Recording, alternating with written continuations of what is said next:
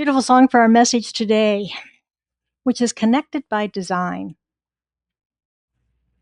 Yes, we're good. All right. Which is connected by design. And we're going to be talking about oneness. And would you agree that oneness is a core foundational principle of the science of mind? Yeah, we talk about it a lot. We are one in spirit. The principle of oneness is an important step in our affirmative prayer. The first two steps, recognition, unification, that is our remembering our oneness in the divine before we move into our realization. Today, we're going to take a deeper dive into this principle. It's not unique to our teaching. It is really in pretty much every faith tradition teaches this in one way or the other. Christianity, of course, when Jesus said, I and the Father are one, that was how he said it. And I think that intellectually, we get this. We understand this in our heads. We get that we're one. There's one source, one substance, one life that is manifest in through and as all of its creation, through you and through me. We're individualized expression of this divinity, and we live, move, and have our being in it, and it does through us. We've heard those words a million times, haven't we? Yeah. But if we moved it from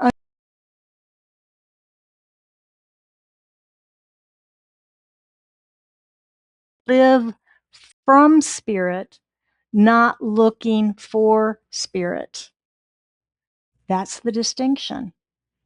Are we living from spirit or looking for spirit? In philosophy, we talk about the subject and object. We are the observer subject. The object is all the stuff out there that we're looking at. And when we look at all the stuff out there, we see it as being separate from us, right? We give it meaning for us, what it means to us. So how in the world are we supposed to get oneness from that into here? How are we supposed to do that when everything tells us on our senses that it's all out there and separate from us?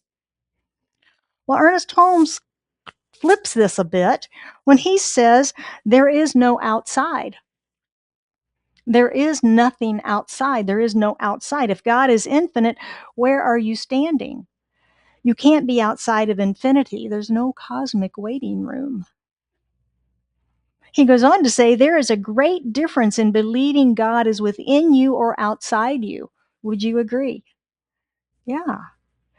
If God is outside you, how are you going to reach this God who, not being part of you, must be separate from you? You have to go find it, right? And then maybe make it happy to be with you or help you or whatever. The God who is already within you needs no reunion with anyone, no introduction, I might say. God is already in your every act, every thought, every movement, in your every plan, purpose, and performance. We're like threads in a tapestry. Have you ever seen one of those big, beautiful tapestries that hangs on the wall? It looks like a painting, maybe. And you get up to it and you begin to notice there's threads. And they're all different colors and different textures. And they're different stitches. And they go in different directions. But when you stand back and you see that picture of a face, maybe in that tapestry, it looks great. But when you go up and look at it, you notice there's individual threads, and the eyes are different colors than the cheeks or the lips or the hair or the trousers. And they're going in different directions. But all of that makes a beautiful tapestry, doesn't it? It makes one tapestry. That's multiplicity in the one, individualized in the oneness of it. Every thread is necessary, every thread is required, and every thread is beautiful, just like us. Another way to think of oneness is like the pages of a book. Most of us like to read, yes? A book is a story. And within that are hundreds of pages. Every page is different, has a different number even, right? May have a different font. Maybe some are italicized, maybe some are not. Maybe there's different colors, maybe there's pictures or no pictures. But all of those pages combine into one book, into the oneness and the wholeness of the one book. Have you seen the movie The Answer Man? It's an old movie. I think it came out in 2009, maybe. It was on Netflix this week, so I watched it again. And it's loosely based on Neil Donald Walsh's book, Conversations with God. And in it, the author is struggling, and he's asked questions by everybody because they think he is channeling God, and he knows he's not. But anyway, that's part of the plot line. So he is asked by a new acquaintance of his, "Why are we here? Why am I here?" And his response was so beautiful. He said, "God delights in you, is excited to experience life through you every day. You are here so God can experience the world through your eyes." And I applauded. I just thought that was the greatest line in the movie. It's beautiful, and it's a beautiful imagery to think Spirit is so excited for us to get up in the morning so I can experience life through you, through your eyes. Hurry up. It's just such a thrilling thing. And Spirit is doing that not only through mine, but through your eyes and your eyes. Everyone on our planet. Imagine the energy that is generated from that. I sometimes think of unity and multiplicity or individualized expressions that we talk about as cells in the body. And I think that's a good metaphor representation of that. Ernest Holmes talked about how we are in the micro what God is in the macro, that we create the same way. And I think our whole creation process of us is very much like that. And it's a demonstration of oneness. We have these miraculous transportation vehicles that we ride around in called our bodies, right? Now, Maserati cars don't have anything on God in the design department. Our bodies are made of trillions of different cells, right? And yet here we are, those little itty tiny cells. If you've ever seen one under a microscope, I mean, here we are in form, a whole person, but we're made up of trillions of little individual things. It's amazing. And those cells work in concert for the sole purpose of keeping us healthy and moving around on planet Earth. Amazing. When we're conceived, each one of us, two little tiny cells, came together in an explosion of light for this grand adventure. And they began to duplicate and multiply. And soon there were 4, and then there were 8, and then there were 16 and 32, and so on, until we get to about 100. And then suddenly they become brilliant. They become absolutely brilliant because at that point, they begin to specialize themselves. This one's going to be a brain cell. This is going to be a blood cell. This is going to be a heart cell. How do they do that? It's like a thermos. How does it know if it's hot or cold, right? I don't know. I don't know. So after the first couple of weeks, blood, heart, skin, and brain cells begin that specialization. And then by week 4, we start to develop lungs, and on and on and on it goes until 9 months later, here we are. Wow. If you've ever read any of the literature about embryology, it's totally fascinating. It is absolutely fascinating. And for me, it was proof positive that there is a divine, infinite source of intelligence, so much more brilliant than we are, that could ever create this system. It is so not random. So not random. Our cells work with each other to keep our bodies alive and healthy. They don't fight over who's right and who's wrong. Our red blood cells don't discriminate against our white blood cells. Our heart does not bomb our lungs. They work in concert. They work together to support the overall system. And they're living examples of multiplicity acting as oneness for our wholeness and our whole beingness. Multiple individualized cells, just like us, one body, which is spirit. Which is spirit. And that's the idea of spiritual oneness. And when we begin to understand that, and we are connected by our very design, we can start to see it everywhere. We can begin to see it in everything around us as part of us. We see it as a cell of individual consciousness because we're immersed in consciousness at all times. And we recognize that while not every cell in our body or every cell out there chooses something that we like, think about a diseased cell in our bodies. It doesn't mean it's no longer a part of us, does it? It just means it's having a bad day. Or maybe making choices because of its free will. But does it mean it's not still part of us? No, it's still part of us. This week I was driving, and you know how drivers are, they misbehave sometimes. Well, I had one misbehaving in front of me trying to get on the freeway. And it was interesting that even though I noticed the bad behavior, and I think I complained about it also, and but I caught myself and I asked myself, am I separate from that being? And I said, no, that's still my brother or sister. I think it was a brother, making a bad choice. But they're not separate from me. We're still one.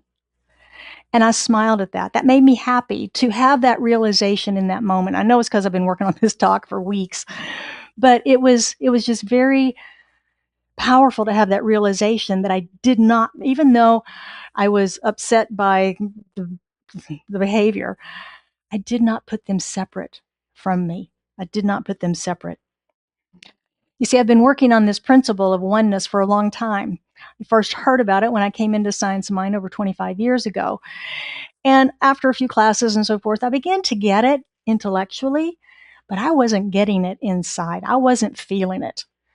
I wasn't feeling it. And I knew I wasn't feeling it, and I felt like a phony. Felt like a phony. So I tried a lot of prayers and I tried a lot of practices, but it still remained in my head. Still remained in my head until I surrendered and stopped looking for places to plug into spirit. Where is it? Where is it? Where is it? And I began to realize that I was looking from spirit. I was looking from spirit, from source. I wasn't looking for it. I didn't have to look for it because it was right here.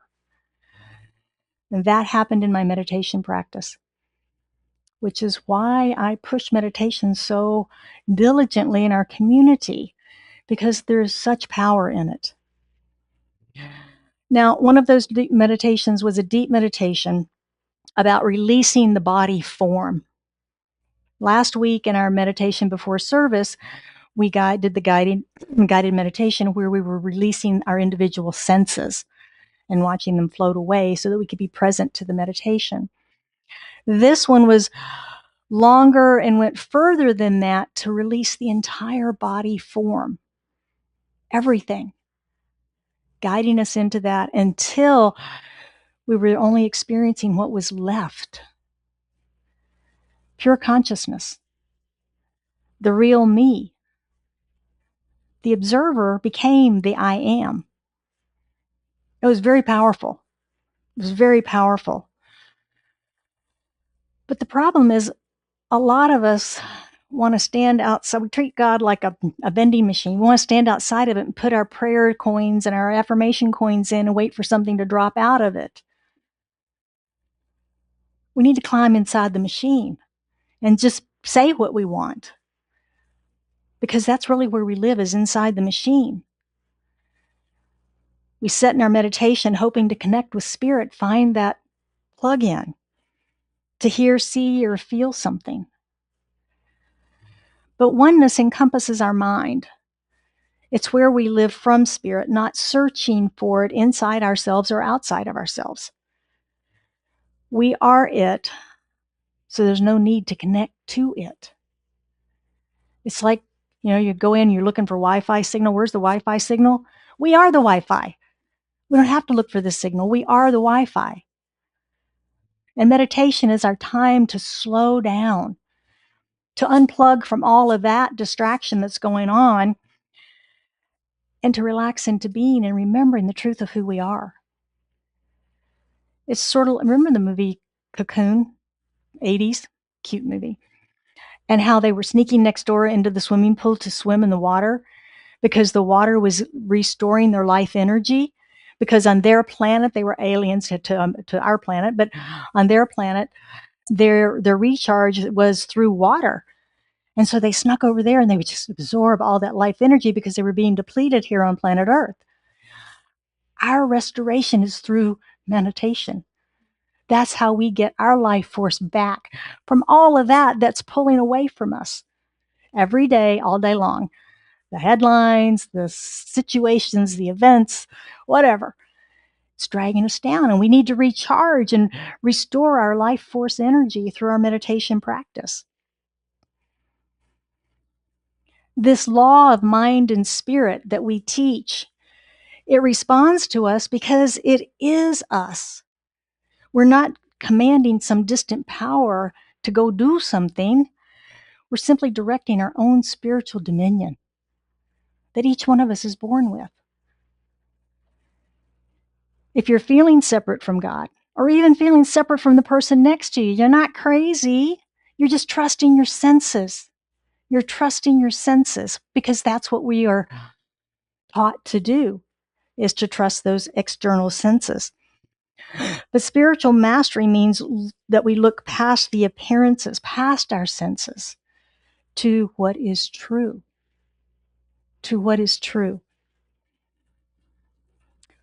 Where do you fall into illusion of separation? Is it the people you work with? Do they push some buttons? How about our families? They could push buttons, yes. Politics? That's a hot one these days, isn't it? Everybody being inundated with texts and mail and signage and all that stuff, yeah. Well, maybe it's when somebody brings up politics and they want to talk to you about their politics and it happens to not agree with your politics. Does that trigger you to pull back and feel separate from them? Maybe. One of the things that I have been surprised by lately as I've worked with all of this is that when the political topics come up, I have found myself being attached to my beliefs as opposed to curious about theirs. Think about that. Attached to my beliefs instead of curious about theirs. So to improve my understanding, I've been doing research on all of it, to understand all of it. And it's been quite revealing to see that bigger picture and begin to diffuse my own energy around right, wrong, and whatever. And to, go back into history and look at other nations and all of that kind of stuff. When I've done that, I just get a broader, more accepting of all of it position. So if you're looking to step out of the craziness of it all, do some investigating, check it out, see what's out there. And at least if somebody challenges you, you'll have a good response, right? It won't just be emotional, it will be a response. Ask yourself the next time it comes up, can I be curious instead of righteous about this? Can I be a better example of living the science of mind teaching instead of getting angry in this? Can I have dialogue instead of anger and arguments? Imagine if this got caught on as a thing. Dialogue instead of arguments and anger. One of my favorite quotes from Ernest Holmes says, "Unity does not mean uniformity. Life has set the stamp of individuality upon everything, from a blade of grass to a person. There is unity at the center, variety at the surface." Unity at the center, variety at the surface. When I thought about that, I thought about lantana. When I first saw the lantana that blooms in 2 or 3 different colors, have you seen those? They're like red and orange and yellow on the same plant. I was fascinated by it. I thought it was just the coolest thing. One plant blooming with multiple colors, just so cool. And that's what this quote reminds me of all the time. Unity does not mean uniformity. Unity at the center, variety at the surface. And that's how I think of all of us on planet Earth. There's a lot of variety on the surface when we look around, right? But down at that center, at that core, we are one. We are one human family. And just like the cells of our body and all of nature around us, we're connected by design. Compassion is not a moral obligation. It's sanity. Kindness is treating yourself well in another form. We're engineered for connection, built for wholeness, and the universe doesn't make any mistakes.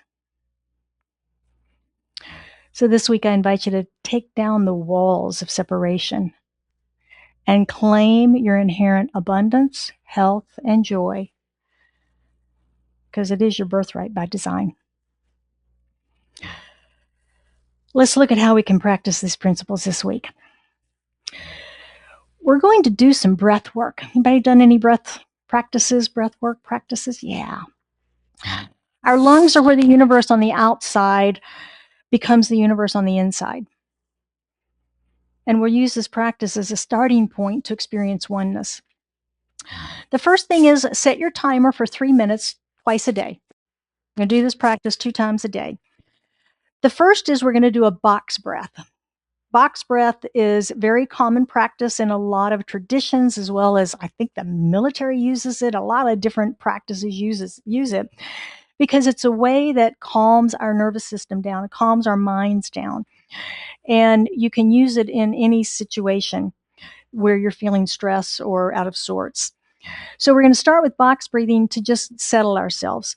So for the first minute of your 3 minutes, you will inhale slowly to a count of 4, hold it for a count of 4, breathe out for a count of 4, hold that empty lung for a count of 4, and then repeat.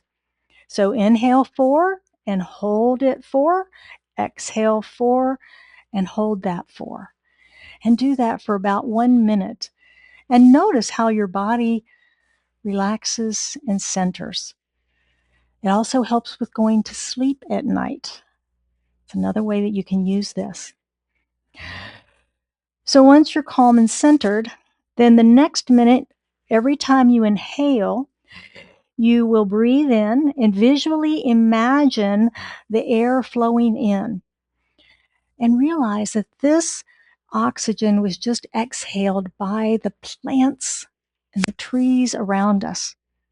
It was just exhaled by them because that's what they produce for us, right?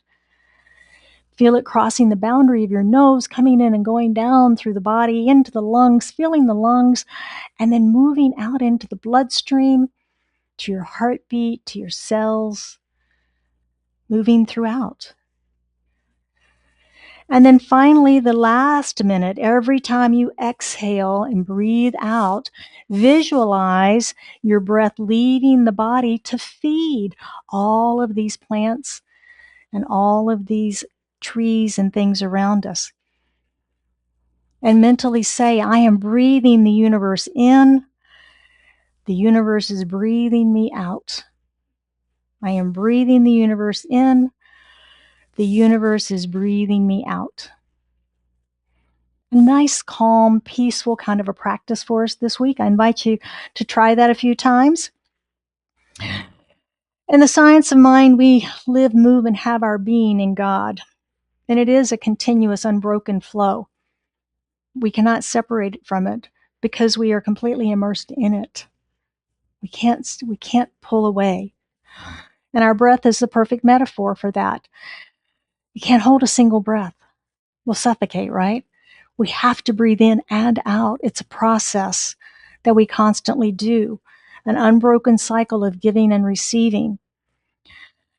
And breath work helps our ego to stop pretending that it's isolated, that we're isolated. And it allows us to begin to experience oneness of that breath and begin to expand that into the oneness of all. We'll close it out this morning with a quote from Marcus Aurelius, who said, "All things are linked with one another, and this oneness is sacred. There is nothing that is not connected with everything else." And so it is. We are not going to do Q&A this morning, but if you want to continue the conversation, 2 ways to do that. One is join us for brunch. We're going to Picasso's right after service, and we can have more conversation at the table. And if that doesn't work, you can join us tomorrow evening from 6 to 7:30 for our Art of Living Circle. And as part of that tomorrow night, we will close that meeting with our guided meditation, the one that I used for my first experience of oneness. So I hope you can join us for that. We'll be doing that tomorrow evening. So would you join me for prayer right now? So as we go within, just breathe in that breath of life and let it go. Recognizing that infinite flow of give and receive. And recognize in this moment, God is.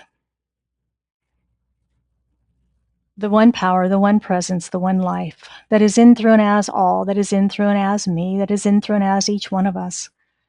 All of it is here present now in this room as we broadcast our message out into the world, connecting with all of those who are listening to us this morning, those that listen later, those that listen Wednesday. Just knowing that there is no separation because there's no such thing as separation, only separate in our minds when we choose to be. And so this day is about oneness. This message is about oneness and remembering that we are one, diverse and unique on the outside, individualized choices, individualized success and failure. All of it is spirit expressing. Like the movie said, God sees life through us and is excited every day to see what we are up to next. Because we are a free choice. We get to decide.